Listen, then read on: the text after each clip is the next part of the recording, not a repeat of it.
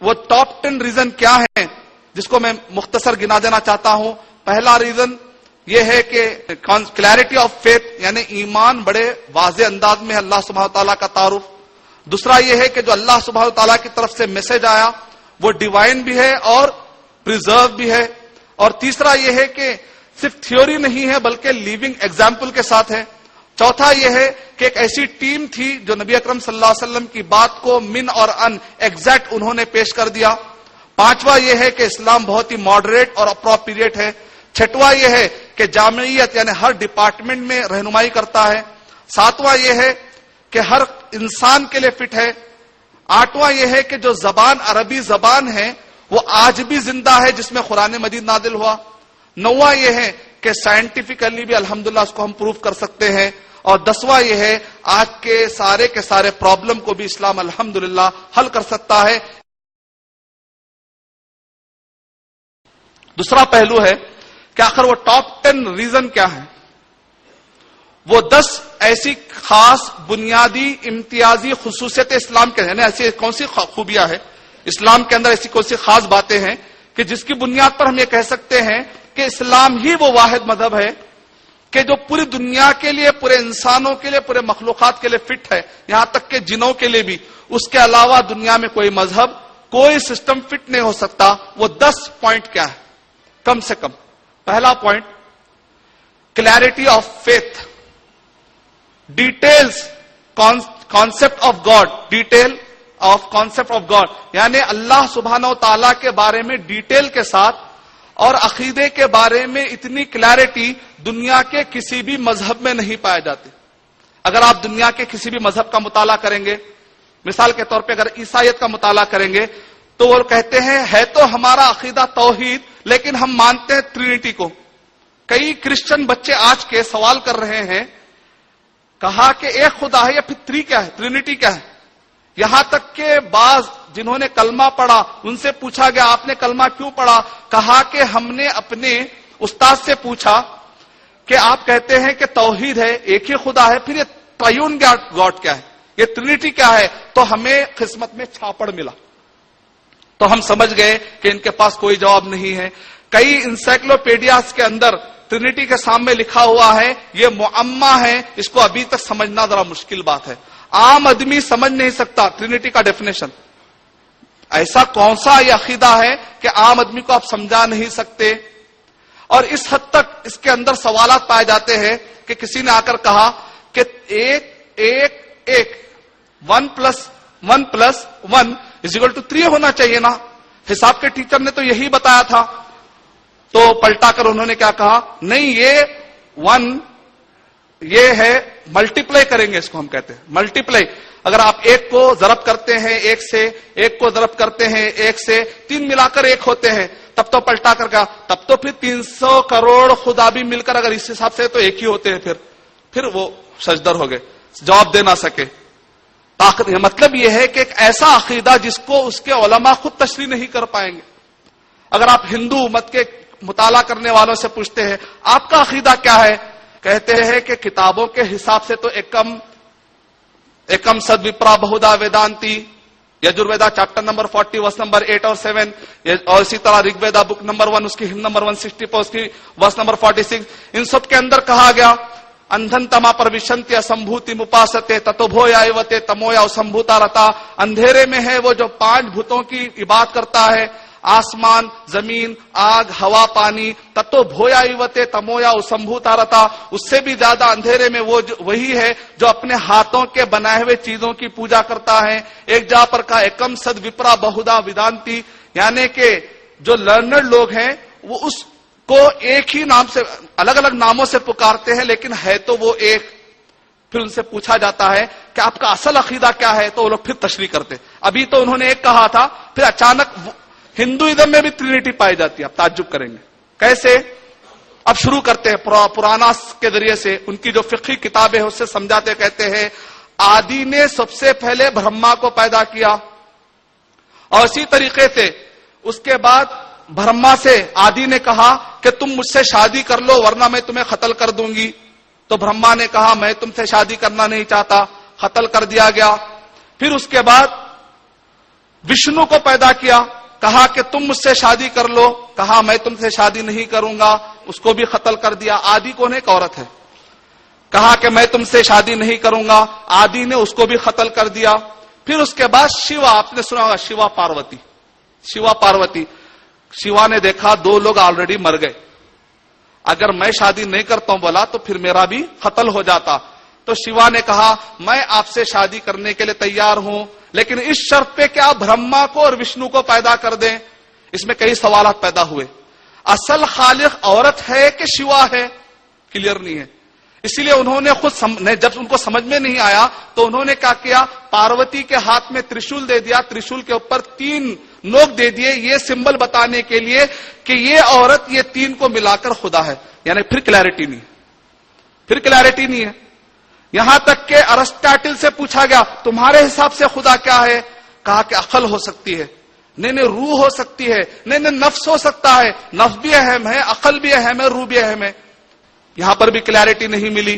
फिर पारसीइज्म में गए तो वहां पर उनसे पूछा गया तुम्हारे हिसाब से कौन होना चाहिए? तो उन्होंने भी ट्रिनिटी यानी कि 3 के बारे में अल्लाह ताला ने कुरान मजीद में इरशाद फरमाया, वक़ालतिल यहूदु उज़ैर इब्नुल्लाह वक़ालतिन नसारा अल मसीह इब्नुल्लाह ज़ालिका क़ौलुहुम बिअफ़वाहिहिम युज़ाहिरूना क़ौलल लज़ीना कफ़रू मिन क़ब्ल। यानी ये ट्रिनिटी पहली मर्तबा नहीं आई, इससे पहले ही के काफिरों से उन्होंने अडॉप्ट करके इसको फैला लिया है। जो रोमन एम्पायर थे, जब वो ईसाई बने, वो ईसाई बनने के बाद जब उन्होंने किसरा को हराकर पर्शियन डायनास्टी पर हुकूमत की, वहां से उन्होंने अडॉप्ट कर लिया बुत परस्ती को। नतीजे में वो रोमन एम्पायर से होते हुए क्रिश्चियनिटी में बुत परस्ती चले गई, नतीजे में ट्रिनिटी आ गई। यानी मतलब इकला के हिंदुस्तान और पर्शिया, मुख्तसर ये है कि आप कोई भी मजहब का मुताला करेंगे, एक कहते कहते अचानक तशरीह उसके अंदर क्लैरिटी वाली नहीं होती। लेकिन कुरान मजीद के छोटे सूरे में कह दिया गया कुल हुवल्लाहु अहद, कह दो कि वो अल्लाह अकेला है। और क्लियर किया गया अल्लाहु समद, उसको किसी की जरूरत नहीं है, पूरे लोग उसके जरूरतमंद है। लम यलिद वलम यूलद, ना वो किसी का बाप है ना वो किसी का बेटा है। वलम यकुल लहू कुफुवन अहद, उसके जैसा कोई भी नहीं। इतना क्लियर कुरान मजीद में जितना दिया गया दुनिया के किसी भी मजहबी किताब में, किसी भी अकीदे के बारे में नहीं दिया गया। एक कह दिया गया, तशरीह में इख्तलाफ है, फिर वो एक कौन है क्लियर बातें नहीं मिलती। लेकिन कुरान मजीद में अल्लाह सुब्हानहू व तआला ने कहा कुल हुवल्लाहु अहद, वो एक अल्लाह है। बाद लोग कहते हैं एक है, भाई जानने की क्या जरूरत है? एक है, हम मानते हैं कि ऊपर वाला एक है, लेकिन हमें जानने की जरूरत क्या है? ये तो ऐसी बात है जैसे कोई कहे कि मैं जानता हूं कि मेरे अब्बा एक है, लेकिन वो अब्बा एक है, जानने की क्या जरूरत है? जिसको चाहे अब्बा बोल लूं। तो जैसे ये बात हो जाएगी बिल्कुल वैसे ही बात ये भी हो जाएगी। इसलिए क्लैरिटी ऑफ फेथ होना बहुत जरूरी है। कुरान मजीद में अल्लाह सुब्हानहू व तआला ने इरशाद फरमाया कि वो अल्लाह है। और आप जानते हैं ये जो अल्लाह का वर्ड है सिर्फ कुरान मजीद में नहीं आया, ये इतना क्लियर कॉन्सेप्ट है, नाम के हद तक दूसरी मजहबी किताबों में भी ये वर्ड आया। डिटेल दूसरे मजहबी किताबों में नहीं आए, लेकिन नाम की हद तक ये सारे मजहबी किताबों में ये वर्ड मिलता है। मिसाल के तौर पर हिंदू मत के 108 उपनिषद पाए जाते हैं।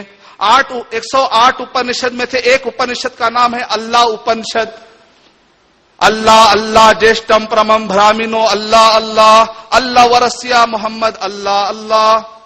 फिर उसी के अंदर लिखा हुआ है वर्ष चैप्टर नंबर 1 वर्ष नंबर 1 के अंदर ला इलाहा हरने पापम इल्लल्लाहु परमम पदम जन्म वैकुंठा प्रॉफिनप्ति तू जपे नामे मोहम्मदन। हमारे एक स्टूडेंट दिल्ली की तरफ सफर किए, अर्शद भाई लिख के दे दो, जाके बताता हूं। दिल्ली में जाकर उन्होंने पुजारियों से कहा ये अकबर के जमाने में हमारी किताब के अंदर डाल दिए उन्होंने। अरे अर्शद भाई वो बोल रहे कि अकबर के जमाने में दीन इलाही जब कायम हुआ ना, उस वक्त पर हमारी किताबों में डाल दिया गया। अच्छा तो उनसे पूछो इसका मतलब तुम मानते हो कि तुम्हारी किताबें तब्दील हो गई क्या? उससे आसान है कि तुम ये मान लो कि हमारी किताबों में अल्लाह का नाम आया। इधर भी गए तो चित, इधर भी गए तो चित। इसीलिए कहते हैं इस्लाम में जितनी क्लैरिटी है दुनिया के किसी भी मजहबों में इतनी क्लैरिटी नहीं है। वो अपनी जबान से कह रहे हैं बदल गई, अगर वो कहते हैं कि नहीं बदली फिर मानो अल्लाह। इसको कहते हैं डिबेट इज ओवर। अब अगर हम बाइबल की तरफ आते हैं, ये तो और भी ज्यादा एडवांस है। عربی بائبل جو آج مارکیٹ میں اویلیبل ہے، جہاں جہاں گاڈ آیا، ترجمہ کرنے والے کو کیا سوجی نہیں معلوم، ہر جگہ پر اس نے گاڈ کیا پہ اللہ اللہ لکھ دیا. پہلے پیج پہ میں گنا 20 مرتبہ اللہ ہے. اب پوری بائبل جو 1000 صفحات پر ہے، بلکہ اس سے بھی بڑھ کر کتنے مرتبہ اللہ ہوگا اندازہ لگائیے آپ. جادو وہ جو سر چڑھ کے بولے، حق بات وہ ہے جو دوسروں کے زبان سے بھی نکلی جائے نہ چاہتے ہوئے بھی. بلکہ عیسیٰ علیہ الصلوۃ والسلام کی جو مشہور دعا ہے، اللہ اللہ لما شبختنی، او اللہ تو نے مجھے کیوں چھوڑ دیا، اللہ کا ورڈ ملتا ہے. رگ ویدا بک نمبر 1 اس کی ہم نمبر 2 اس کی رگ ویدا بک نمبر 2 اس کی ورس نمبر 1 اور اس کی ہم نمبر 11 کے اندر اللہ کا ورڈ آیا.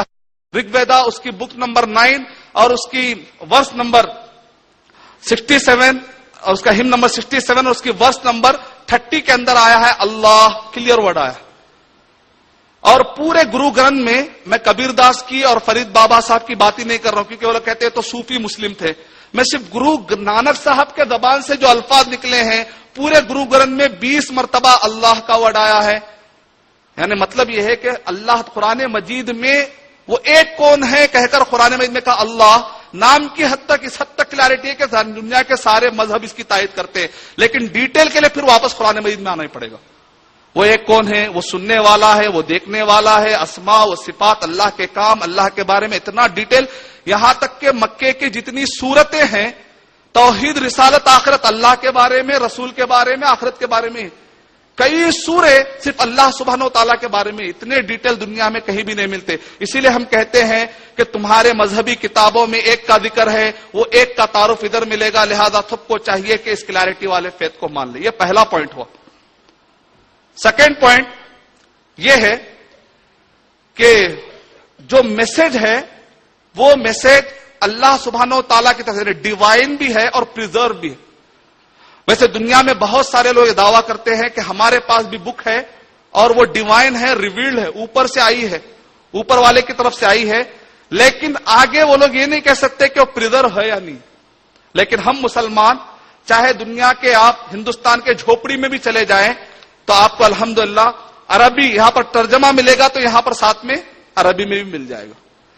عربی میں جھوپڑی میں بھی اگر جائیں گے وہ قرآن مجید لا لیجیے آپ، یا پھر بادشاہوں کے محلوں میں بھی جا کر قرآن مجید چیک کر لیجیے. افریقہ میں، یورپ میں، دنیا میں آپ کہیں پر بھی چلے جائے آپ کو عربک ٹیکسٹ وہی ملے گا. دنیا میں کسی بھی قرآن مجید میں الحمدللہ رتی برابر بھی فرق نہیں ہے. اس کو کہتے ہیں قرآن مجید کتنا محفوظ ہے. جبکہ آپ تعجب کریں گے، یہ بائبل ہے، ایک کنگ جیم ورژن ہے اور اس کا ریوائز اسٹینڈرڈ ورژن ہے. نظر ثانی آپ نے سنا، ایک کتاب لکھتے ہیں تو دوسرے لوگ اس کے اندر غلطیاں نکال کے پھر نظر ثانی کر کے اس کی چیک کر کے پھر صحیح نکال. اللہ کی کتاب کو بندے نظر ثانی کر رہے. اور یہ کنگ جیم ورژن کے بارے میں اس کے اندر لکھا ہوا ہے، ریوائز اسٹینڈرڈ ورژن کے اندر، کہ ہم مانتے ہیں کہ یہ سب سے اچھی ہماری بائبل ہے جس کے اوپر بھروسہ کیا جانا چاہیے، لیکن اس کے اندر بہت سارے غلطیاں ہیں. یعنی کہ بائبل شروع ہو رہی، بائبل کس سے شروع ہو رہی ہے؟ اس بائبل کے اندر لکھا ہوا ہے، ہم مانتے ہیں کہ بائبل کے اندر، یہ جو اصل بائبل ہے اس کے اندر بہت سارے غلطیاں ہیں، اس کی اصلاح کر لی گئی ہے، اب یہ سامنے آئی. قرآن مجید کیسا شروع ہوتا ہے معلوم ہے؟ ذالک الکتاب لا ریب فیہ، یہ وہ کتاب ہے جس میں کوئی شک ہی نہیں ہے. بائبل شروع ہو رہی ہے، اس میں شک ہی شک ہے، غلطیاں. اور اگر ہم ویدوں کے بارے میں جانتے ہیں تو کہا جاتا ہے کہ وید سب سے پہلے اتنے سال پہلے ملے، یہ بول سکتے ہیں. جب پہلی مرتبہ ملے تو سنسکرت میں ملے، یہ بول سکتے ہیں. لیکن کوئی یہ نہیں بتا سکتا پرٹیکولر کہ یہ ڈیٹ سے شروع ہوا، یہ زبان سے شروع ہوا نہیں، یہ سنسکرت میں ملے. اسی لیے بدھسٹ کہتے ہیں نہیں، پالی لینگویج میں ویدا پائے جاتے. پالی لینگویج کیا ہے؟ تصویر والی لینگویج کو پالی لینگویج کہتے. پہلے پالی میں تھا، بعد میں سنسکرت میں آیا.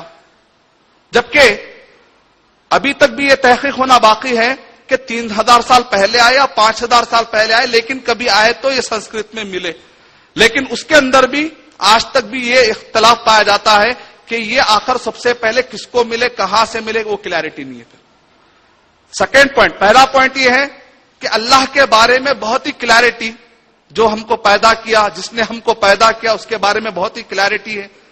دوسرا خصوصیت یہ ہے کہ کہ جو پیغام ہے وہ اللہ سبحانہ و تعالیٰ کی طرف سے نازل کردہ ہے، اور اس کو ثابت کرنے کے لیے تو ہم نے سائنٹیفک آپ کو مثالیں دے دی، اور وہ پریزرو بھی ہے کہ عربی زبان، مثال کے طور پہ فی الوقت عثمان رضی اللہ تعالیٰ عنہ، نبی اکرم صلی اللہ علیہ وسلم کے جو ڈسائپل تھے، صحابی، ان کو اس میں سے ایک تھے عثمان رضی اللہ تعالیٰ عنہ. عثمان رضی اللہ تعالیٰ عنہ نے 7 آفیشیل نسخے قرآن مجید کے لکھ کر پورے دنیا میں پھیلا دیے تاکہ اس کی بنیاد پر لوگ پڑھتے رہے اور اختلاف نہ ہو جائے. اس میں سے جو 3 نسخے آج بھی ملتے ہیں، ایک تاشقند میں پایا جاتا ہے، دوسرا ترکی میں پایا جاتا ہے، اور تیسرا بعض کے مطابق یہ ہے کہ وہ برطانیہ میں پایا جاتا ہے. اور اسی طرح اور ایک نسخہ، اب تو اس سارے نسخوں کے پلاٹر سے زیروکس کر کے شارجہ میوزیم میں اور دبئی میں بھی رکھے گئے. اس کی ایک جھلک آپ دیکھ سکتے ہیں. یہ عثمان رضی اللہ تعالیٰ کے زمانے کا کوئی ہرن یا بکری، اس کے چمڑے سے اس زمانے میں لکھا جاتا تھا. لکھنے کا رواج تو پہلے سے تھا ہی. یہ دیکھیں پورا چیک کر رہے ہیں، اور اس کے بعد آتھینٹک رپورٹ، آج تک اس کو کوئی ریجیکٹ نہیں کر سکا. یہ سارے وہ نسخے ہیں جو قرآن مجید کے ہیں. بلکہ الحمدللہ 4 نبی اکرم صلی اللہ علیہ وسلم کے جو خط آپ نے جو بھیجے تھے، اس میں سے 4 خط ایسے ملے ہیں جس کو لندن کی اورینٹل مینوسکرپٹ لائبریری ان لندن، یہ بہت بڑا ادارہ پایا جاتا ہے، انہوں نے اپروف کیا ابھی تک 4 خطوں کو کہ ہم مانتے ہیں کہ یہ نبی اکرم صلی اللہ علیہ وسلم کے زمانے کے خط ہی ہو سکتے ہیں، کیونکہ وہ ہرن کا چمڑا ہے اور اس پر جو سیاہی لکھی گئی ہے وہ 7ویں جو صدی تھی، یعنی عیسوی اعتبار سے وہی ہو سکتی ہے، نبی اکرم صلی اللہ علیہ وسلم کے زمانے کی ہو سکتی ہے. یہ بھی آپ حوالہ دے کر سمجھا سکتے ہیں کہ نبی اکرم صلی اللہ، کیونکہ بعض اورینٹل سے کہتے ہیں کہ نبی صلی اللہ علیہ وسلم نے خط نہیں بھیجائے، نبی صلی اللہ علیہ وسلم صرف عرب کے لیے تھے. تو آپ یہ اسٹیٹسٹک بھی اور یہ تحقیق بھی پیش کر سکتے ہیں کہ واقع نبی اکرم صلی اللہ علیہ وسلم نے خط بھی بھیجائے تھے. تو دوسری جو چیز ہے پریزرویشن، یعنی کہ قرآن مجید کی حفاظت کی، تو میں نے آپ کے سامنے بات رکھ دی. اب آئیے حدیث شریف بھی محفوظ ہے الحمدللہ. ایک میرا بیان ہے محمد صلی اللہ علیہ وسلم رحمت سب کے لیے، اس کے اندر میں نے وہ سارے نسخے بتائے. کبھی آپ کو ٹائم ملا تو آپ ضرور دیکھیے کہ صحابہ اکرام کے زمانے میں جو کتابیں، جو صحیفے لکھا کرتے تھے، وہ 500 کی تعداد میں آج بھی مختلف میوزیم میں موجود ہے. وہ کہاں کہاں ملتے ہیں؟ دنیا کے مختلف کتاب میں جمع کر دیے گئے. محمد صلی اللہ علیہ وسلم رحمت سب کے لیے میں ڈیٹیل میں نے اس بارے میں بتلایا. اس میں سے میں ایک نقطہ یہ بتانا چاہوں گا کہ بعض لوگ یہ کہتے ہیں کہ قرآن مجید تو محفوظ ہے، حدیث محفوظ ہے کہ نہیں ہم کو نہیں معلوم، کیونکہ حدیث تو یاد کرتے تھے تو قرآن مجید بھی تو یاد ہی کیا کرتے تھے. نہیں، حدیث انسان لکھا کرتے تھے، قرآن مجید بھی تو انسان لکھا کرتے تھے. تو لوگوں کا اعتراض صحیح نہیں، کہتے نہیں وہ سند یاد کرتے تھے، ہو سکتا ہے بھول گئے ہوں گے. لیکن آج میں یہاں پر ٹھہر کر امام بخاری رحمت اللہ علیہ تک کا میں سلسلہ نسب آپ کو سنا سکتا ہوں، امام بخاری رحمت اللہ علیہ تک کی سند سنا سکتا ہوں، اور اس سے بھی آگے انشاءاللہ میں آپ کو سنا سکتا ہوں. مثال کے طور پر یہ صحیح بخاری ہے. قرآن مجید میں اللہ کے ورڈز ہوتے ہیں، حدیث شریف کے اندر نبی اکرم صلی اللہ علیہ وسلم کے ورڈز ہوتے ہیں. یہ جو صحیح بخاری ہے اس کے اندر نبی اکرم صلی اللہ علیہ وسلم کے احادیث طیبہ ہے، جس کو ہم مسلمان یہ مانتے ہیں کہ قرآن مجید کے بعد سب سے زیادہ آتھینٹک بک صحیح بخاری ہے. یہ جو صحیح بخاری ہے، امام بخاری رحمت اللہ علیہ تک میرا سلسلہ علمی شجرہ پہنچتا ہے. مثال کے طور پر میں نے جو صحیح بخاری پڑھی ہے ڈاکٹر عبداللہ جولم حفظہ اللہ سے، ڈاکٹر عبداللہ جولم حفظہ اللہ نے یہ صحیح بخاری پڑھی ہے عبد الواجد العمری رحمہ اللہ سے. عبد الواجد العمری رحمہ اللہ نے یہ صحیح بخاری پڑھی ابو القاسم الآدمی رحمہ اللہ سے. ابو القاسم الآدمی رحمہ اللہ نے یہ صحیح بخاری پڑھی عبد الرحمن المبارک پوری رحمۃ اللہ علیہ سے. عبد الرحمن المبارک پوری رحمۃ اللہ علیہ نے یہ صحیح بخاری پڑھی ہے شاہ نذیر حسین محدث دہلوی رحمۃ اللہ علیہ سے. شاہ نذیر حسین محدث دہلوی رحمۃ اللہ علیہ نے یہ صحیح بخاری پڑھی ہے شاہ محمد اسحاق محدث دہلوی رحمۃ اللہ علیہ سے. شاہ محمد اسحاق محدث دہلوی رحمۃ اللہ علیہ نے یہ صحیح بخاری پڑھی شاہ عبد العزیز محدث دہلوی رحمۃ اللہ علیہ سے. شاہ عبد العزیز محدث دہلوی رحمۃ اللہ علیہ نے یہ صحیح بخاری پڑھی علامہ شاہ ولی اللہ محدث دہلوی رحمۃ اللہ علیہ سے. شاہ ولی اللہ محدث دہلوی رحمۃ اللہ اللہ علیہ نے یہ صحیح بخاری پڑھی.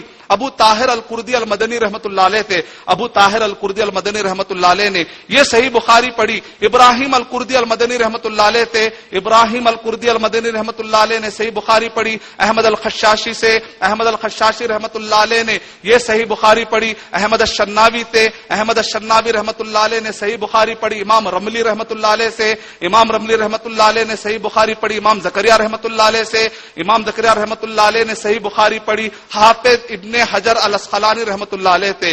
حافظ ابن حجر الاسقلانی رحمۃ اللہ علیہ نے یہ صحیح بخاری پڑھی. ابو اسحاق التنوخی رحمۃ اللہ علیہ سے ابو اسحاق التنوخی رحمۃ اللہ علیہ نے صحیح بخاری پڑھی. ابو العباس الصالح رحمۃ اللہ علیہ سے ابو العباس الصالح رحمۃ اللہ علیہ نے صحیح بخاری پڑھی. امام زبیدی رحمۃ اللہ علیہ تھے. امام زبیدی رحمۃ اللہ علیہ نے صحیح بخاری پڑھی. امام سجزی رحمۃ اللہ علیہ سے امام سجزی رحمۃ اللہ علیہ نے صحیح بخاری پڑھی. امام داؤدی رحمۃ اللہ علیہ تھے. امام داؤدی رحمۃ اللہ علیہ نے صحیح بخاری پڑھی. امام سرخسی رحمۃ اللہ علیہ سے امام سرخسی رحمۃ اللہ علیہ نے صحیح بخاری پڑھی. امام فربری رحمۃ اللہ علیہ تھے. امام فربری رحمۃ اللہ علیہ کہتے ہیں کہ میں نے صحیح بخاری ڈائریکٹ امام بخاری رحمۃ اللہ علیہ سے پڑھی. امام بخاری رحمۃ اللہ علیہ کہتے ہیں کہ میں نے حدیث شریف پڑھی. امام حمیدی رحمۃ اللہ علیہ تھے. امام حمیدی رحمۃ اللہ علیہ کہتے ہیں میں نے حدیث شریف پڑھی. سفیان رحمۃ اللہ علیہ سے سفیان رحمۃ اللہ علیہ کہتے ہیں میں نے حدیث شریف پڑھی. یحییٰ بن سعید الانصاری رحمۃ اللہ علیہ تھے. یحییٰ بن سعید الانصاری رحمۃ اللہ علیہ کہتے ہیں میں نے حدیث شریف پڑھی. محمد بن ابراہیم التیمی رحمۃ اللہ علیہ تھے. محمد بن ابراہیم التیمی رحمۃ اللہ علیہ کہتے ہیں کہ میں نے حدیث شریف پڑھی. علقمہ رحمۃ اللہ علیہ سے علقمہ رحمۃ اللہ علیہ کہتے ہیں میں نے حدیث شریف پڑھی. عمر بن الخطاب رضی اللہ تعالیٰ عنہ سے عمر بن الخطاب رضی اللہ تعالیٰ عنہ کہتے ہیں کہ میں جمعہ کے موقع پر حاضر تھا. نبی اکرم صلی اللہ علیہ وسلم ممبر پر ٹھہر کر کہہ رہے تھے انما الاعمال بالنیات، عمل کا دار و مدار نیت پر ہے. صحیح بخاری کی شروعات ہوتی ہے. صحیح بخاری کی شروعات ہوتی ہے. یعنی یہ ممبر سے لے کے نبی اکرم صلی اللہ علیہ وسلم کے ممبر تک محفوظ رکھنے والی قوم ہے ہم. ہمارے پاس حق ہے، ہمارے پاس سچائی ہے. ہم کو چاہیے کہ ہم ہمت کے ساتھ قرآن اور حدیث صحابہ کرام کے فہم کو دنیا میں عام کر دیں انشاءاللہ. محمد صلی اللہ علیہ وسلم جو کہ بیٹے عبداللہ کے، عبداللہ جو کہ بیٹے عبد المطلب کے، عبد المطلب جو کہ بیٹے ہیں ہاشم کے، ہاشم وہ بیٹے ہیں عبد مناف کے، عبد مناف وہ بیٹے ہیں قصی کے، قصی وہ بیٹے ہیں کلاب کے، کلاب وہ بیٹے ہیں مرہ کے، مرہ وہ بیٹے ہیں کعب کے، کعب وہ بیٹے ہیں لوئی کے، لوئی وہ بیٹے ہیں غالب کے، غالب وہ بیٹے ہیں فہر کے، فہر وہ بیٹے ہیں مالک کے، مالک وہ بیٹے ہیں نذر کے، نذر وہ بیٹے ہیں کنانہ کے، کنانہ وہ بیٹے ہیں خزیمہ کے، خزیمہ وہ بیٹے ہیں مدرکہ کے، مدرکہ وہ بیٹے ہیں الیاس کے، الیاس وہ بیٹے ہیں مدر کے، مدر وہ بیٹے ہیں ندار کے، ندار وہ بیٹے ہیں ماد کے، ماد وہ بیٹے ہیں عدنان کے. اور یہ سلسلہ جاتا ہے اسماعیل علیہ السلام کی طرف.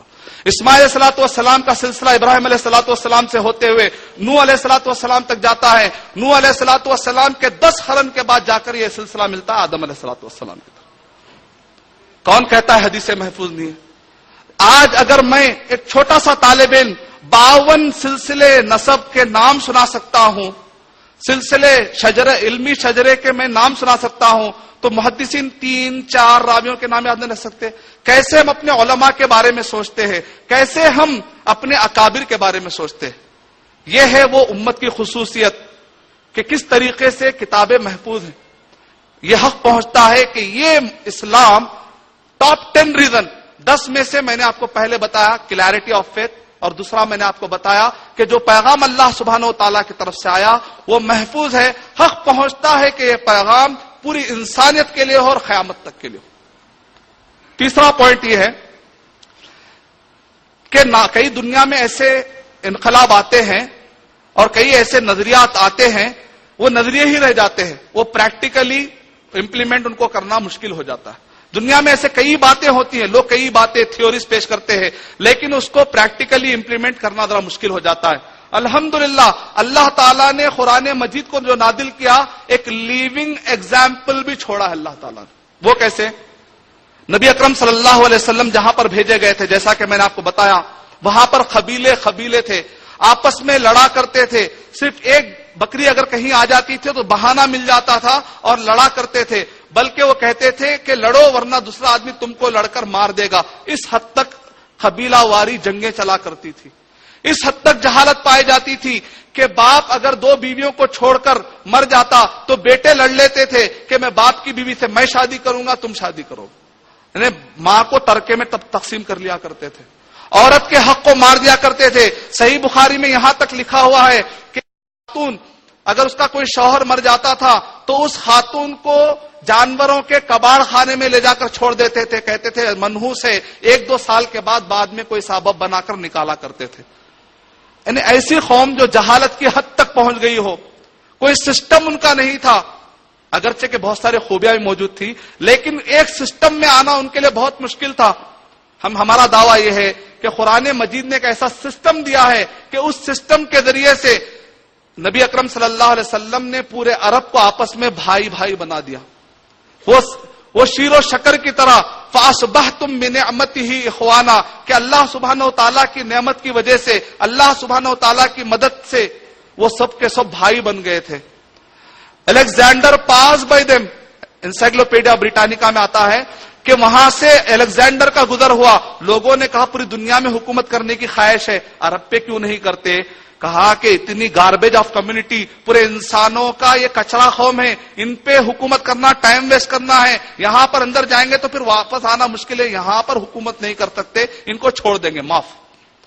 کسرا سے جا کر کہا لوگوں نے تم تہذیب و تمدن والے ہو. قیصر سے جا کر لوگوں نے کہا تمہارے پاس اتنی بڑی ڈائناسٹی پائی جاتی ہے, یہ عرب پر کیوں حکومت نہیں کرتے؟ کہا کہ دہشت گردی میں اتنے آگے بڑھے ہوئے ہیں, یہ قبیلہ دوسرے قبیلے کو نہیں مانتا. کسی نے ہمت نہیں کہ یہاں پر آ کر سب کو قبیلوں کو جمع کر کے امن قائم کر دے. اللہ سبحانہ و تعالیٰ نے ایسے مقام پر نبی اکرم صلی اللہ علیہ وسلم کو بھیج. نبی اکرم صلی اللہ علیہ وسلم جب آئے تو شاعر نے کیا خوب کہا, اتر کر ہرا سے سوئے قوم آیا, غار ہرا سے نکل کے قوم کی طرف آئے, اور ساتھ میں ایک نسخے کیمیا لایا. ایک ایسا solution provider, global solution provider لے کر آئے نبی اکرم صلی اللہ علیہ وسلم.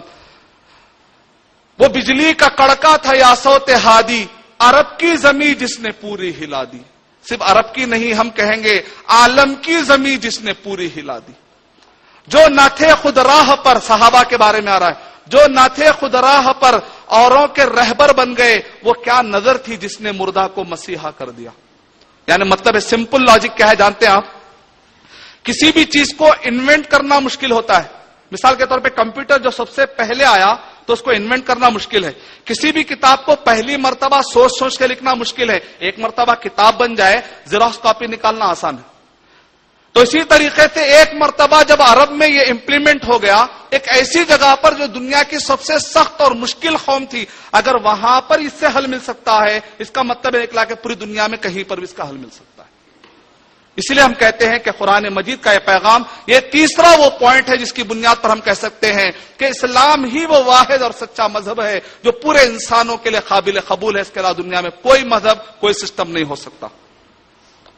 چوتھی چیز, نبی اکرم صلی اللہ علیہ وسلم خود اکیلے آپ نے کام نہیں کیا, بلکہ آپ نے اصحابہ, آپ نے ایک ایسی ٹیم ترتیب دی جس کو ہم صحابہ کہتے ہیں.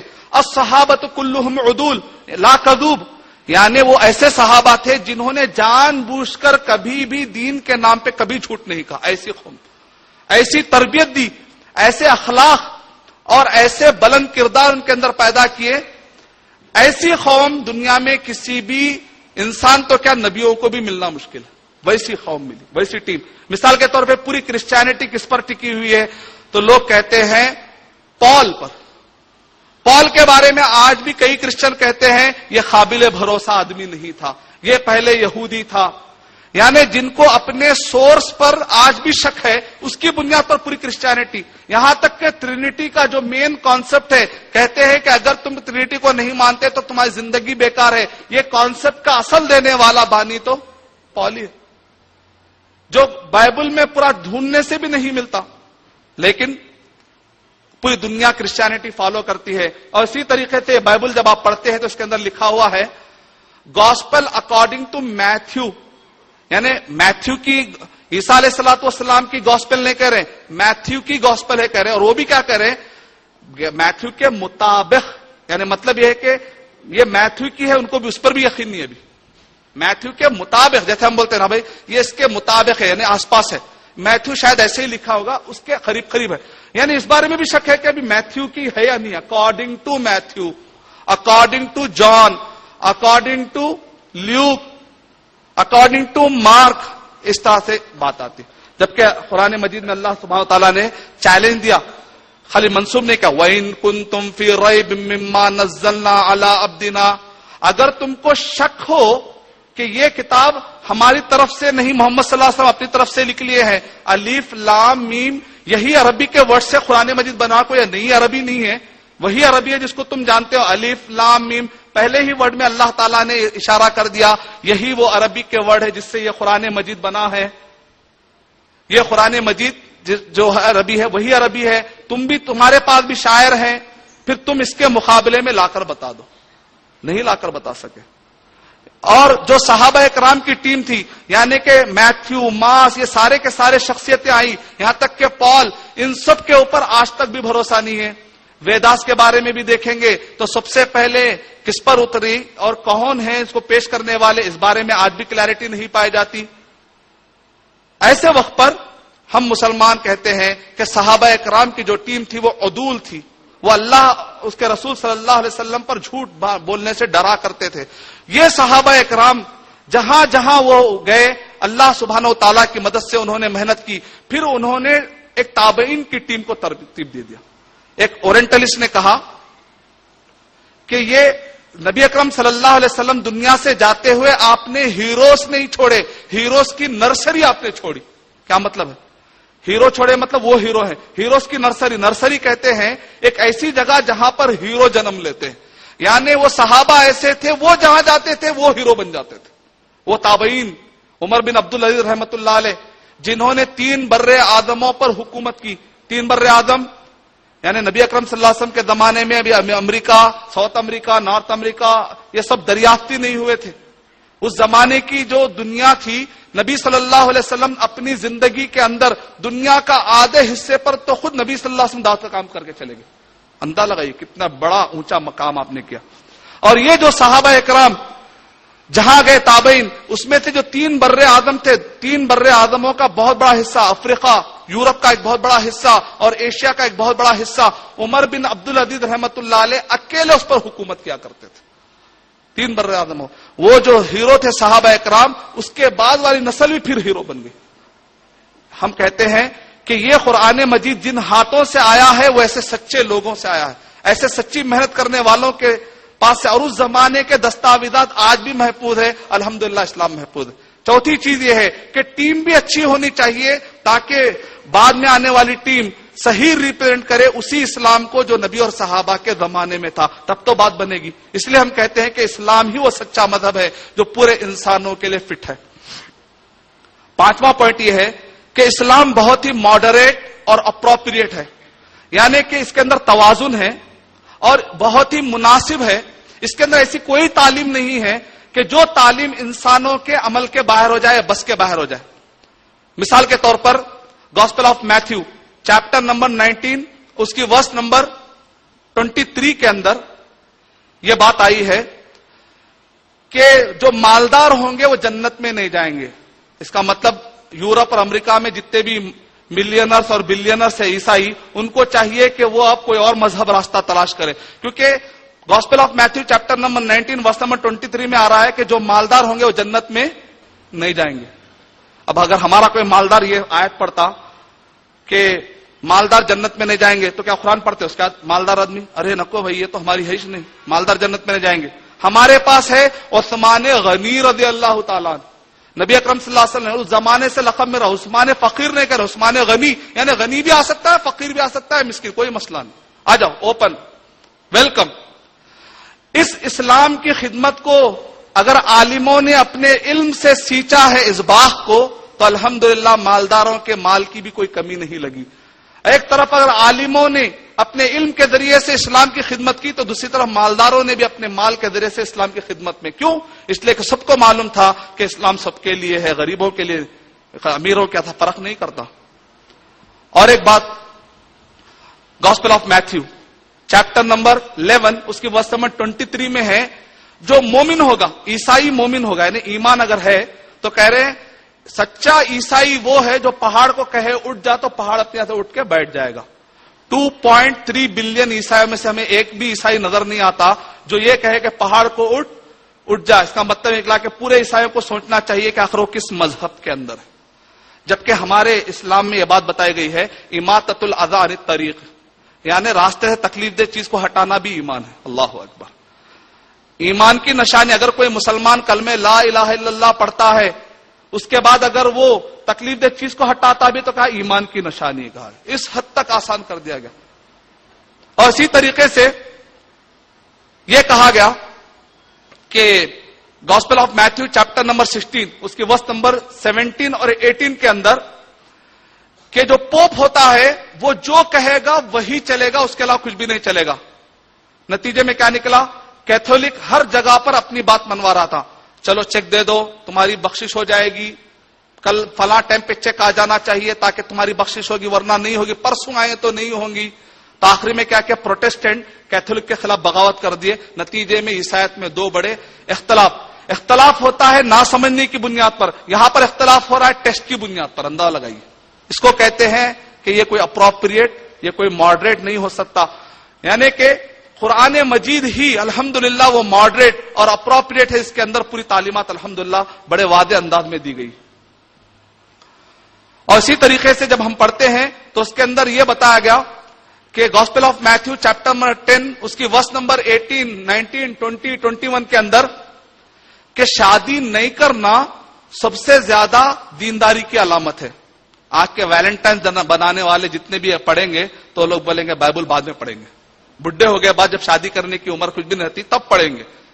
لیکن آج کے مسلمان، اللہ تعالیٰ نے ایسی کوئی تعلیم نہیں دی، پھر بھی مسلمان ریٹائرڈ ہونے کے بعد پڑھ رہے ہیں. اس کا مطلب مسلمان قرآن مجید کے پیغام کو سمجھے ہی نہیں. اگر ہم یہ سارے تعلیمات دیکھتے ہیں، اس کے بعد عیسیٰ علیہ الصلوۃ والسلام کیا کہتے ہیں؟ Gospel of Matthew chapter number 10 اس کی ورس نمبر 35 کے اندر میں دنیا میں امن پھیلانے نہیں آیا ہوں بلکہ تلوار چلانے آیا ہوں. سارے عیسائی گلی گلی کیا کہہ کے پھر رہے ہیں؟ عیسیٰ علیہ السلام وی لو جیزس، ہم پیس کی بات کر رہے ہیں، جبکہ بائبل کے اندر تو ایسا نہیں ہے. بائبل کے اندر کہہ رہے ہیں میں تو تلوار چلانے آیا ہوں. اور اسی طریقے سے بائبل کے اندر یہ ہے کہ اگر کوئی تمہارے ایک گال پر تھپڑ مار دے تو دوسرا گال دے دو. Gospel of Matthew chapter number 5 اس کی ورس نمبر 38 کے اندر یہ ہے اگر تمہارے کوئی ایک گال پہ تھپڑ مار دے تو دوسرا گال دے دو. مطلب کیا نکلا؟ فرسٹ ورلڈ وار اور سیکنڈ ورلڈ وار کرنے والے شاید یہ ورس بھول گئے. یعنی ان کو چاہیے کہ اگر تمہارے کسی ایک ایریا پر حملہ ہو تو دوسرا ایریا بھی پیش کر دینا چاہیے اکارڈنگ ٹو بائبل. بائبل کے مطابق ہے، میں نہیں کہتا. میں کہتا ہوں کہ اسلام کے مطابق یہ ہے اپنا مخالف بھی اگر حق پر ہو، سورہ مائدہ نمبر 5 کی آیت نمبر 7 کونوا قوامین للہ شہداء بالقسط، اپنا مخالف بھی کیوں نہ ہو اگر حق ہے تو حق کے حساب سے گفتگو ہونی چاہیے. یہ باتیں بتلا رہی ہے کہ قرآن مجید میں جو تعلیمات دی گئی ہیں اللہ سبحانہ و تعالیٰ نے اس کو پورے انسانوں کے لیے فٹ نازل کیا. اس قرآن مجید کو مبین کہا گیا، بڑے اس کے اندر ساری چیزیں کلیئرٹی کے ساتھ ہے. اس قرآن مجید کو اللہ سبحانہ و تعالیٰ نے کہا کہ یہ حق بات بتلاتی ہے اور یہ سچی بات بتلاتی ہے. باللتی ہی اقوم، اس کے اندر ساری باتیں سچی اور درست ہے، یعنی فٹ ہے سارے انسانوں کے لیے. اور اس کے بعد چھٹواں پوائنٹ یہ ہے کہ ہر ڈپارٹمنٹ میں رہنمائی ہونی چاہیے. میں صرف ایک ہی چیلنج دینا چاہتا ہوں اس ٹاپک کے لیے، زیادہ ڈیٹیل میں جانا نہیں چاہتا. صرف صحیح بخاری کا جو انڈیکس ہے، صحیح بخاری کا جو انڈیکس ہے تقریباً 100 پیجز میں خالی انڈیکس ہے، فہرست ہے. اس کے اندر بتایا گیا باب الطہارہ، یعنی طہارت میں جائے تو پانی کیسا لینا چاہیے، کیسا بیٹھنا چاہیے، کون سا ہاتھ استعمال کرنا چاہیے، نماز کیسا پڑھنا چاہیے، جہاد کیسا کرنا چاہیے، ملک کیسا چلانا چاہیے، گھر میں کیسا رہنا چاہیے، باہر کیسے رہنا چاہیے. یہ جو فہرست ہے صرف ہم پورا قرآن میں چیلنج، ابھی آج کے زمانے میں اتنا بڑا چیلنج دینے کی ضرورت نہیں ہے. یہ صحیح بخاری کا چیلنج دینے کی ضرورت نہیں، خالی یہ جو فہرست ہے نا اس کی چیلنج دے دیں گے بس. ہم بولیں گے دنیا کا سارے مذہب والوں کو چاہیے کہ اپنے اپنے مذہب کی جتنے پوائنٹس پر ہم لوگوں کے پاس نبی صلی اللہ علیہ وسلم کے زبان سے ٹیکسٹ موجود ہے، ٹیکسٹ کی شکل میں ہے، یہ خالی عنوانوں کے پر دنیا کا کوئی بھی مذہب والا اپنے کتابوں سے یہ سارے عنوان پر ایک ایک ٹیکسٹ لا کے بتا دے، ناممکن ہے. پوائنٹ سمجھ میں آ؟ یعنی طہارت سے لے کر جہاد تک کے ایک ایک مسئلے پر امام بخاری رحمۃ اللہ علیہ نے ایک باب باندھا، اس پر نبی صلی اللہ اپنی بات نہیں، نبی صلی اللہ علیہ وسلم کا ٹیکسٹ. ابھی تو قرآن مجید کی آیتیں نہیں، نبی صلی اللہ علیہ وسلم کا ٹیکسٹ، یعنی قرآن مجید کی آیتیں حدیث شریف میں ہر مسئلے کا ٹیکسٹ کی شکل میں حل ہے. جبکہ دنیا کے جتنے بھی مذاہب آپ جانتے ہیں آج ہندو ایکٹ میرج کے لا کے مطابق مسئلے حل ہو رہے ہیں، کیونکہ ان کو معلوم ہے کہ ہندو مت کے مذہبی کتابوں میں کئی مسائل کے حل نہیں ملتے۔ کرسچینٹی کے مطابق طلاق کا کوئی سسٹم نہیں ہے، تو انہوں نے کہا کرسچن ایکٹ کے مطابق طلاق دلوائی جا رہی ہے، بائبل کے مطابق نہیں۔ ایسا نکالنا کیوں پڑ رہا ہے؟ الحمدللہ مسلمانوں کو آج تک کسی بھی ملک میں یہ نوبت نہیں آئی الحمدللہ کہ انہوں نے کہا قرآن و حدیث کو بازو رکھیں گے، ہم نے مل کر یہ فیصلہ کیا، ایسا الحمدللہ کہیں بھی نہیں ہو۔ اس کا مطلب نکلا کہ حق پہنچتا ہے کہ یہ قرآن مجید یہ اکیلا واحد مذہب ہے جس کے اندر اتنی پیاری اور کلیئر تعلیمات ہے پوری دنیا کے لیے۔ یعنی 7واں پوائنٹ یہ ہے کہ جامعیت یعنی پرفیکٹ، ہر ڈپارٹمنٹ کے لیے رہنمائی، کاملیت یعنی perfect for every person also, یعنی کہ ہر انسان کے لیے پرفیکٹ ہے۔ اگر آپ ٹھہر کر نہیں پڑھ سکتے تو ایک آدمی لنگڑا کہتا میں کیسے نماز پڑھوں، بیٹھ کے پڑھ سکتے ہیں آپ، لنگڑے کے لیے بھی ہے۔ ایک آدمی کہتا ہے کہ مجھے بیٹھنا بھی نہیں آتا، کمر کی ہڈی ٹوٹی ہوئی، لیٹ کے پڑھ سکتے ہیں آپ، لیٹ کے میں حرکت نہیں کر سکتا، اشارے سے پڑھ سکتے ہیں، آنکھ کے اشارے سے پڑھ سکتے، جتنی آپ کی استطاعت ہے، پرفیکٹ فار ایوری پرسن، چاہے وہ افریقہ کا رہنے والا ہو، چاہے وہ برفیلے مقام کا رہنے والا ہو۔ تم کو زیادہ سردی ہو رہی ہے، مرنے کا ڈر ہے، تیمم کر لو۔ اگر تم پہ پانی نہیں مل رہا، ڈیزرٹ کے رہنے والے ہو، تیمم کر لو۔ پانی بہت زیادہ، اچھے طریقے سے صفائی کر لو۔ یعنی دنیا میں کسی بھی ایریا میں وہ پایا جاتا ہے، جبکہ دوسرے مذہب والے جب دوسرے ایریوں میں جاتے ہیں تو وہاں کے حساب سے ان کو کسٹمائز کرنا پڑتا ہے، سافٹ ویئر ہوتا ہے کسٹمائز سافٹ ویئر، لیکن یہ پی ڈی ایف ہے، بدلتی نہیں کوئی چیز، اس کے اندر ایڈیٹنگ نہیں ہوتی، یہاں پر بہت ہی بڑا فل اسٹاپ ہوتا ہے، اس کے بعد نو کاما کوٹیشن، نہ کوٹیشن، اس کے بعد کوئی چیز کاما ہے ہی نہیں، یہاں تو بہت بڑا فل اسٹاپ ہے، ایڈٹ ہونے کا کوئی چانس ہی نہیں ہے۔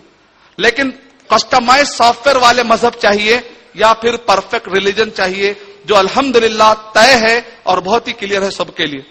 اور آخری کے 2 اہم پوائنٹ وہ یہ ہے کہ یہ قرآن مجید سائنٹیفک ہے، عقل سے بھی نہیں ٹکراتا۔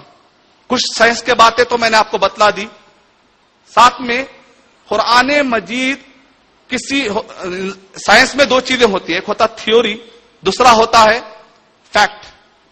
تھیوری کی بات ہم نہیں کرتے کیونکہ سائنسدان خود اس کو مانتے بھی ہے، چھوڑتے بھی ہے، لیکن جو سائنس کے فیکٹ ہوتے ہیں یعنی مسلمہ حقائق، ہم مسلمانوں کا یہ عقیدہ ہے کہ فیکٹ جو سائنس کے فیکٹ ہوتے ہیں قرآن مجید کی جو آیت ہوتی ہے کبھی نہیں ٹکرا سکتی۔ بعض غیر مسلم یہ سوال کرتے ہیں 80% قرآن مجید کی آیتیں وہ ہیں جو دنیا کے بارے میں گفتگو کرتی ہے، لیکن 20% آیتیں وہ ہیں جو جنت، جہنم، آخرت، اللہ، فرشتے، جن، یعنی وہ چیزیں جو نظر نہیں آتی، انسین جاتی ہیں۔ اگر یہ صحیح ہے تو پھر یہ بھی صحیح ہوگا، یہ اگر صحیح ہے تو باقی کا بھی صحیح ہوگا، جس کو ہمارے خواتین اچھا جانتے ہیں ماشاءاللہ۔ جب کھانا بناتے ہیں تو تھوڑے دانے نکال کے چکھ لیتے ہیں، اس سے پتا چل جاتا ہے کہ باقی کا کھانا بھی بن گیا ہے۔ یہ روزانہ ان کی انڈسٹری ہے ماشاءاللہ، کھانے کی فوڈ انڈسٹری، جس کو ہمارے خواتین تھیوری آف پروبیبلٹی کے ذریعے سے حل کر لیتے ہیں۔ اگر ہمارے جیسا ہوگا پورا دیکھ کھانے کا کہے گا ہاں بن گیا ہے کھانا۔ تھیوری آف پروبیبلٹی کا فائدہ یہ ہے کہ تھوڑے کے ذریعے سے پورے کا جان لینا۔ تو اسی طریقے سے جب ہم کہتے ہیں کہ 80% جو قرآن مجید جو باتیں بتلاتا ہے اور وہ سائنٹیفکلی پوری کی پوری پروف ہو رہی ہیں، اور باقی کی 20 باتیں جو تمہیں نظر نہیں آ رہی، ہمیں نظر نہیں آ رہی، جس کو الذین یؤمنون بالغیب کے تحت ہم مسلمان مانتے ہیں، لیکن سائنس آج تک بھی سائنس کے پاس ایسے کوئی ریسورسز نہیں ہے کہ اس کو ڈینائی کر سکے، اس کو جھٹلا سکے۔ اتنا ہی ہے کہ تم نہیں مان سک رہے لیکن جھٹلا تو نہیں سکتے، کیونکہ سائنس کا اصول یہ ہے کوئی چیز ماننے کے لیے اگر اصول چاہیے تو رد کرنے کے لیے بھی اصول چاہیے، ڈینائی کرنے کے لیے بھی اصول چاہیے۔ تو اسی طریقے سے باقی کے 20 باتیں یا 20% باتیں سائنس کے پاس ایسے آلات نہیں ہے جس کو وہ ڈینائی کر سکے، کیونکہ سائنس ابھی بہت بیکورڈ ہے، اس کے پاس ابھی اتنے ریسورس نہیں ہے کہ وہ اس بارے میں گفتگو بھی کر سکے، ریسرچ اور ڈسکوری تو دور کی بات ہے۔ اس کا مطلب اگر 80% صحیح ہے، تھیوری آف پروبیبلٹی ہے کہ باقی کے بھی صحیح ہوں گے ہمارے حساب سے، اور آپ چونکہ رد نہیں کر سک رہے جب تک تو صحیح ہے، اور اگر آپ رد بھی کر لیں گے تو ایسا کوئی فیکٹ ہو ہی نہیں سکتا۔ دوسرا طریقہ یہ ہے کہ criteria of truth and falsehood, یعنی ایک ایسی کوئی بنیاد اور ایک ہونی چاہیے کہ جس کے ذریعے سے ہم کہیں کہ یہ کلام اللہ کا ہو سکتا، یہ نہیں ہو سکتا۔ اس لحاظ سے بھی اگر آپ دیکھیں گے تو قرآن مجید اللہ کا کلام ہے. مثال کے طور پہ میں آپ کو 3 نقطے دیتا ہوں. سورہ لہب جو نازل ہوئی جب اللہ سبحانہ و تعالیٰ کی طرف سے، سورہ نمبر 111 سورہ لہب. نبی اکرم صلی اللہ علیہ وسلم پہاڑ پہ ٹھہر کر کہتے ہیں کہ اے لوگوں، میں تمہارے لیے اللہ کی طرف سے پیغمبر بن کر آیا ہوں، کیا تم مجھ پر جھوٹ کا تم تجربہ کرتے ہو؟ تو انہوں نے کہا کہ ہم نے کبھی آپ کو جھوٹ کہتے ہوئے نہیں دیکھا. کہا کہ اس پہاڑ کے پیچھے قافلہ ہے جو تم پر حملہ کرنے والا ہے، تو تم مان لو گے؟ کہا کہ ہم مان لیں گے کیونکہ آپ نے کبھی جھوٹ نہیں کہا. کہا کہ اسی طرح قیامت میں ایک دن آنے والا ہے، وہاں پر تمہارے لیے یہ ہوگا اگر تم کلمہ نہیں پڑھو گے، لہذا تم اسلام قبول کر لو. تو ایسے وقت پر ابو لہب نے کیا کہا؟ تبا لک یا محمد لہذا جماعتنا، اے محمد تمہارے لیے نعوذ باللہ بربادی ہو، کیا تم نے اس کے لیے جمع کیا؟ آیت نازل ہوئی، سورہ نازل ہوا تبت یدا ابی لہب و تب. یہ سورہ اترنے کے بعد لگ بھگ 11 سال ابو لہب زندہ تھا. فار سیک آف آرگومنٹ، جھوٹ کے خاطر سے ہی یہ سورہ نازل ہوا. اس سورہ کا مطلب کیا ہے؟ کنکلوژن کیا ہے؟ ابو لہب کلمہ نہیں پڑے گا اور ابو لہب کہاں جائے گا؟ جہنم میں جائے گا. ابو لہب 11 سال اس کو ملے. اگر جھوٹ کے خاطر بھی ایک مرتبہ اگر وہ کہتا لا الہ الا اللہ محمد رسول اللہ تو یہ سورہ ڈسپروو ہو جاتا تھا. اگر وہ جھوٹ کے طور پر بھی یہ کہہ دیتا تھا لا الہ الا اللہ محمد رسول اللہ، دیکھو قرآن جھوٹ کہہ رہا، میں تو کلمہ پڑھ لیا، قرآن کے مطابق میں نہیں پڑھوں گا بول کر آ رہا ہے. اللہ تعالیٰ کیسے کلمہ پڑے گا؟ کیونکہ اتارنے والا اللہ سبحانہ و تعالیٰ ہے، وہ خالق ہے، وہ سب جانتا ہے فیوچر کے بارے میں، اور اس نے جو بات بتا دی وہ سچی بات. اور اسی طریقے سے روم کے بارے میں سورہ روم نمبر 30 کی آیت نمبر 1 2 3 کہا الف لام میم غلبت الروم فی ادنى الارض وهم من بعد غلبهم سيغلبون. کہا کہ روم پھر دوبارہ غالب آ جائیں گے فی بضع سنین، یعنی 1 سے لے کر 2 سے لے کر 3 سے لے کر 9 تک، اتنے سالوں میں کبھی بھی واپس آ سکتے ہیں. یعنی واپس روم پھر دوبارہ فتح پا جا سکتے ہیں. فی ادنى وهم من بعد غلبهم سيغلبون. کفار قریش نے کہا اب اچھا موقع ہے کہ یہ سورے کو ڈسپروف کر دیا جائے. روم آ ہی نہیں سکتے کیونکہ روم بہت بڑی ہار چکے تھے، پورے عرب کے لوگ مانتے تھے، پورے کفار قریش مانتے تھے. ایسے وقت پر یہ آیت نازل ہوئی. ابو بکر صدیق رضی اللہ تعالیٰ عنہ نے جا کر کہہ بھی دیا کہ قرآن مجید میں آیا تو یہ ہو کر رہے گا. کفار قریش نے بھی شرط باندھ لی، کہا کہ ایسا نہیں ہو سکتا. نبی اکرم صلی اللہ علیہ وسلم نے کہا بضع سنین کا مطلب 9 سال ہو سکتے ہیں، 9 سال تک کی مدت کی شرط مقرر کی جائے. نتیجے میں مقرر ہوئی. اس دن کیا ہے؟ وَيَوْمَئِذٍ يَفْرَحُ الْمُؤْمِنُونَ، یہاں تک پیشن گوئی آئی. اس وقت پر روم دوبارہ جیتیں گے جبکہ مسلمان خوش رہیں گے. جنگ بدر جیت کر مسلمان خوشی خوشی لوٹ رہے تھے اور ایک خوشی آ گئی کہ روم بھی جیت چکے. یعنی وہ باتیں ہیں کہ جو پیشن گوئی ہوتی ہے وہ پوری اترتی. اور اسی کو کہتے ہیں کرائٹیریا. ایک ایسا کرائٹیریا ہونا چاہیے جس کے ذریعے سے ہم سمجھ سکیں کہ صحیح کیا ہے غلط کیا ہے. قرآن مجید میں ایک تو چیلنج وہ بھی ہے، آپ کہیں گے وہ تو اس زمانے کا ہے، اگر آج میں ابو لہب ہوتا نا کلمہ پڑھ لیتا. اچھا وہ آپ ابو لہب نہیں ہے، آپ کے لیے الگ چیلنج ہے. پھر میرے لیے کیا چیلنج ہے؟ وَإِن كُنتُمْ فِي رَيْبٍ مِّمَّا نَزَّلْنَا عَلَىٰ عَبْدِنَا فَأْتُوا بِسُورَةٍ مِّن مِّثْلِهِ. اگر تم کو شک ہے کہ اللہ سبحانہ و تعالیٰ کی طرف سے ہے، اس میں شک ہے، تم عربی سیکھ کر اس کے مقابلے میں کوئی کتاب لا کر پڑھ.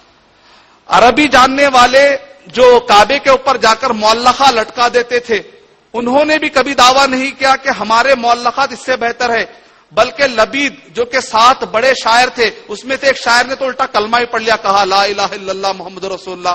لوگوں نے ان سے کہا تم اتنے بڑے شاعر ہو، ذرا اپنی شاعری تو سناؤ. تو انہوں نے کہا قرآن مجید اترنے کے بعد، قرآن مجید پڑھنے کے بعد ہماری شاعری میں ہمیں دل نہیں لگتا. الٹا بھی انہوں نے کلمہ پڑھ لیا.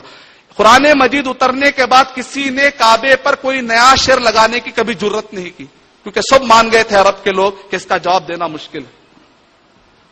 تو یہ ہے، یعنی وہ چیزیں ہیں جس کے ذریعے سے ہم ثابت کر سکتے ہیں، لوگوں کو بتلا سکتے ہیں کہ یہ قرآن مجید اللہ سبحانہ و تعالیٰ کی طرف سے ہے. اس سے بات ثابت ہو جائے گی سائنٹیفکلی، یعنی تھیوری آف پروبیبلٹی یا کرائٹیریا. اور ایک بھی میں آپ کو ایک اضافہ دوں گا، وہ ہے کانسیپٹ آف انفرنس. یعنی سائنس کے میں آپ کو 3 دے رہا ہوں. ایک ہے تھیوری آف پروبیبلٹی، دوسرا ہے کرائٹیریا، تیسرا ہے میں آپ کو دے رہا ہوں concept of inference. Concept of inference کا مطلب یہ ہے 1707 کے بعد یہ سائنسدانوں میں ایک کانسیپٹ شروع ہوا. نیوٹن نے آ کر جب لوگوں سے کہا کہ زمین کے اندر گریوٹی پائی جاتی ہے، لوگوں نے کہا ہمیں گریوٹی نظر نہیں آتی. جیسا لوگ کہتے ہیں نا جنت جہنم نظر نہیں آتا کیوں مانے، لیکن آج کے کئی سائنسدان ہم سے زیادہ غیب کے باتیں مانتے ہیں. انسین ورلڈ کو ہم سے زیادہ ماننے والے کون ہیں؟ سائنسدان ہیں. کہتے ہیں گریوٹی کو ہم مانتے ہیں. نیوٹن نے آ کر کہا گریوٹی کا نظریہ پایا تھا، زمین کے اندر گریوٹی ہوتی ہے، زمین کے اندر کشش ہوتی ہے، زمین کھینچتی ہے. لوگوں نے کہا ثابت کرو. کہا کہ دیکھو جب سیب گرتا ہے تو آسمان کی طرف نہیں جاتا بلکہ سیب کہاں جاتا ہے؟ زمین کی طرف آ جاتا ہے. اس سے پتا چلا کہ زمین کے اندر گریوٹی ہے، وہ چیز اس کو کھینچ رہی ہے نیچے کی طرف. یعنی اس کو کہتے ہیں concept of inference, to approach the unknown thing through the known thing. یعنی مطلب یہ ہے نہ جاننے والے چیزوں کی طرف پہنچو جاننے والے چیزوں کے ذریعے سے. سیب آپ کو نظر آ رہا ہے، اس کے ذریعے سے آپ پہنچ رہے ہیں، گرتے ہوئے سیب کے ذریعے سے آپ ایسے چیز کی طرف جو گریوٹی نظر نہیں آ رہی وہاں تک پہنچ رہے ہیں. جب آپ کہتے ہیں کہ ہم 80% کو مانتے ہیں، جو چیزیں نظر آ رہی ہیں اس کے ذریعے سے آپ باقی کے 20 تک پہنچ جائیے. اس میں مسئلہ کیا ہے؟ آخری جو چیز ہے وہ یہ ہے کہ اسلام اتنے سارے خوبیوں کے ساتھ ساتھ آخری جو اہم خوبی رکھتا ہے وہ آخری نہیں بلکہ وہ بھی بہت اہم ہے کہ ہر زمانے میں وہ سولوشن دیتا چلا جاتا ہے. آج کے جو بڑے بڑے گمبھیر مسائل ہیں، ایک طرف ہے ریسیشن، یعنی پوری دنیا میں اکنامک، پوری دنیا کے اندر ریسیشن پایا جا رہا ہے. bloomberg.com کے مطابق ہر 2 منٹ کے اندر ایک جاب چلا جا رہا ہے. اس حد تک تباہی ہے. یہاں تک کہ فی الوقت جو انقلابات دنیا میں آ رہے ہیں یہ سارے کے سارے ریسیشن کے وجہ سے بھی ہو سکتے ہیں. اس حد تک غربت پائی جا رہی ہے. ریسیشن کا مطلب، انفلیشن کا مطلب ڈیٹیل اگر آپ جاننا چاہتے ہیں تو میری ایک سی ڈی ہے، recession and inflation, the Islamic solution for recession and inflation. اس بارے میں نے ڈیٹیل کا. مختصر میں آپ کو یہ بتانا چاہوں گا کہ سودی نظام کی وجہ سے پوری دنیا میں تباہی مچی ہوئی ہے اور اسلام سود کو گراتا ہے اور چیریٹی اور صدقات کو ابھارتا ہے. سورہ بقرہ سورہ نمبر 2 آیت نمبر 276، یمحق اللہ الربا ویربی الصدقات. اللہ سبحانہ و تعالیٰ سود کو مارتے ہیں اور صدقات کو بڑھاتے ہیں. یعنی مطلب یہ ہے کہ سود کا سسٹم گرنا چاہیے، صدقات کا سسٹم بڑھنا چاہیے. اس کے اندر پورے ریسیشن کا حل ہے اگر غور کریں. مثال کے طور پر 2009 کا میں آپ کو مثال دے کر سمجھا رہا ہوں. CIA فیکٹ بک کے مطابق پوری دنیا میں 2009 کی جو اسٹیٹسٹک ہے وہ یہ ہے 65.61 ٹریلین ڈالر دنیا میں پائے جاتے ہیں. میں فیک کرنسی کی بات نہیں کر رہا ہوں، اصلی کرنسی کی بات کر رہا ہوں. 65.61 ٹریلین ڈالر پائے جاتے ہیں پوری دنیا میں. اور اس میں کا جو 2/3 حصہ ہے، یعنی کہ مان لیجیے اگر 3 حصے کریں تو 2 حصہ، یعنی اتنے سارے مال میں کا 2/3 3/2 یعنی کہ 2 حصے کتنے لوگوں کے ہاتھ میں ہیں؟ دنیا کے سارے انسانوں کے 50% لوگوں کے ہاتھ میں. تو بات سمجھ نہ آ رہی. 50% لوگوں کے ہاتھ میں بھی نہیں ہے. اچھا نہیں، 10% لوگوں کے ہاتھ میں، 10% لوگوں کے ہاتھ میں بھی نہیں ہے. پورے دنیا کے 1% لوگوں کے ہاتھ میں، 1% لوگوں کے ہاتھ میں بھی نہیں ہے. کتنے لوگوں کے ہاتھ میں ہے؟ 0.15 جو بلینر ہے ان کے ہاتھ میں 2/3 پیسہ پایا جاتا ہے. باقی کا وہ جو 1/3 پیسہ ہے وہ ہم اور آپ لائف گزار رہے ہیں. اس کو کہتے ہیں ایکومولیشن آف منی، یعنی سسٹم ایسا بنانا جس کی وجہ سے مال ایک طرف جمع ہو جائے باقی کو پریشان ہو جائے. یہ سود کی وجہ سے ہوتا ہے. اللہ تعالیٰ نے قرآن مجید میں ارشاد فرمایا سورہ حشر نمبر 59 کے آیت نمبر 7 کے اندر، کَيْلَا يَكُونَ دُولَةً بَيْنَ الْأَغْنِيَاءِ مِنْكُمْ. سسٹم ایسا نہیں بنانا چاہیے کہ مال صرف مالداروں کے پاس رہ جائے اور غریبوں کے پاس نہ جائے. اسی لیے ایک انسائکلوپیڈیا لکھنے والے ڈیوڈرن نے کہا زکات کے اس میں زیٹ کے اس میں جتنے بھی مالدار آئے انہوں نے ایسا سسٹم بنایا کہ مالدار غریبوں کے جیب میں سے پیسہ نکالتے ہیں. محمد صلی اللہ علیہ وسلم نے آ کر کہا تؤخذ من اغنیاءہم وترد علی فقرائہم، مال مالداروں کے جیب سے نکالا جائے گا، غریبوں کو پہنچایا جائے گا. وہ ہے زکات کا سسٹم. 2.5 یعنی 2.5% نصاب پہ پہنچ جائے اور 1 سال پورا ہو جائے تو پرٹیکولر آدمی کو دینا ہی پڑے گا، مالدار آدمی کو. 2.5 کا میراکل دیکھتے ہیں ہم. 65.61 ٹریلین ڈالر میں کا اگر 2 چیریٹی کے طور پہ نکال دیا جائے، دنیا میں جتنے بھی لوگ بھوکے سو رہے ہیں روٹی کھا کر سوئیں گے. صرف 2.5 کا میراکل بتا رہا ہوں. اور اگر سودی نظام دیکھ لیں گے تو دنیا کے اندر 40% وہ لوگ ہیں فی الوقت جو رات میں کھائے بغیر سو رہے ہیں. اتنے بھوکے لوگ پائے جاتے ہیں دنیا میں. اس کے مقابلے میں 65.61 کو اگر 2.5% کو چیریٹی میں دے دیا جائے، اسلام کون سے نظام کو ابھارتا ہے؟ سود کو مارتا ہے، چیریٹی کے نظام کو ابھارتا ہے. اگر ہم کئی مسائل گناتے جائیں، حجاب کا مسئلہ اگر میں آپ کو گناؤں، حجاب کے اندر لوگ کہتے ہیں یہ تو عورت کے لیے ظلم ہے، جبکہ حجاب جہاں پر حجاب کا سسٹم زیادہ ہے وہاں پر کرائم ریٹ گرا ہوا ہے. یعنی کہ سعودی عرب کرائم ریٹ میں 52 لیول پر ہے، 52 اس کا نمبر ہے، جبکہ امریکہ نمبر 1 ہے کرائم ریٹ میں. جہاں پر پردے کا سسٹم زیادہ فالو کیا جا رہا ہے وہاں پر کرائم ریٹ گرے ہوئے، اور جہاں پر پردے کا سسٹم بالکل نہیں ہے وہاں پر کرائم ریٹ بڑھے ہوئے ہیں. اسلام میں جو چیزیں سولوشن کے طور پہ دی گئی ہیں اس کو الٹا پرابلم کے طور پر میڈیا پیش کر رہا ہے. اسلام نے کہا اسلام میں 4 شادیوں کی ایجاد ہے، کہا یہ دیکھو اور ایک پرابلم آ گیا. جبکہ روٹری کلب 2005 کی اسٹیٹسٹک یہ بتلاتی ہے کہ پوری دنیا میں 48% مرد ہے، 52% عورتیں ہیں. ہم یہ کہتے ہیں کہ باقی کے 4% عورتیں کہاں جائیں؟ اگر سب کو ایک ایک مرد مل گیا، ایک عورت ایک مرد، ایک عورت ایک مرد، تو باقی کے 4% عورتیں کہاں جائیں گی؟ 4% 6 پوائنٹ یعنی تقریباً 6 بلین کا 4 پوائنٹ آپ نکالیے، کتنے عورتیں رہ جائیں گی جو بغیر شادی کے ہو جائیں گی؟ اس کا حل بھی اسلام میں ہی ملتا ہے. یعنی جو بھی مسئلہ اگر آپ اٹھائیں گے، ریسیشن کا مسئلہ ہو، معاشی مسئلہ ہو، یا اسی طرح فیملی ڈسپیوٹ کا مسئلہ ہو، اسلام یہ کہتا ہے ان اللہ کان علیکم رقیبا، اللہ تعالیٰ تمہیں دیکھ رہے ہیں.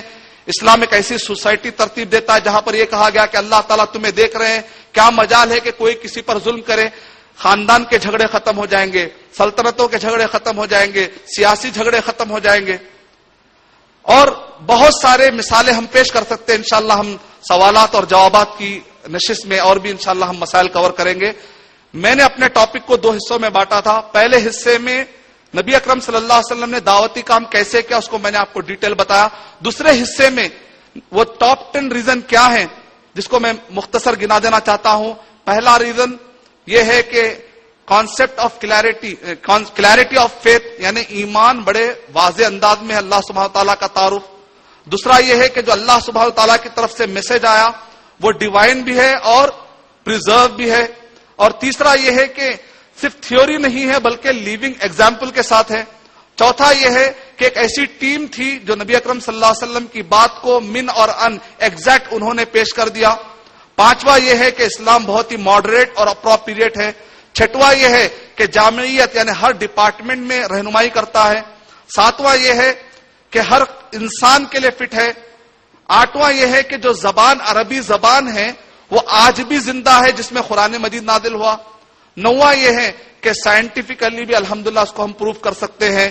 اور 10واں یہ ہے آج کے سارے پرابلم کو بھی اسلام الحمدللہ حل کر سکتا ہے. اس پر ڈیٹیل میں بہت سارے میرے سیڈیز ہے جس پر یہ آخری کے پوائنٹ پر بہت ساری باتیں اور بھی کہی جا سکتی ہے. ٹائم کی قلت کی وجہ سے میں آپ کے سامنے باتیں کم کر رہا ہوں. آپ دوسرے سیڈیز میں دیکھ سکتے